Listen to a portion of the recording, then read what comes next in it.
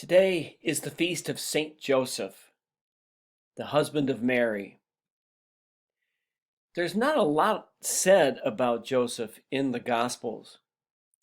Most of what we know about Joseph we read in the Gospel of Matthew, where this reading for today is from. What we do know about Joseph is that his experience, at least that which we can read about in the Gospels, was filled with surprises. So he is betrothed to Mary, and she's found to be pregnant. He wants to divorce her, but he's told by an angel not to do that.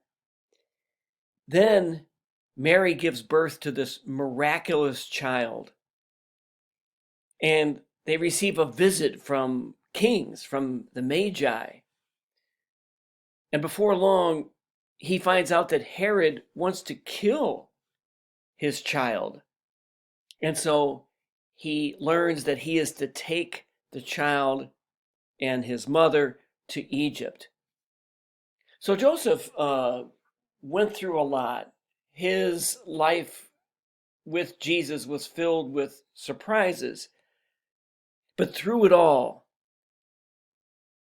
this is what we know from the Gospels.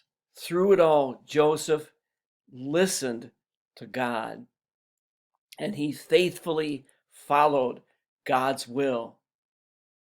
And I think that's part of the message that Joseph brings to us, that in life's surprises, both good and bad, it's important for us to always listen to the voice of God and to then follow the will of God in faith and in trust.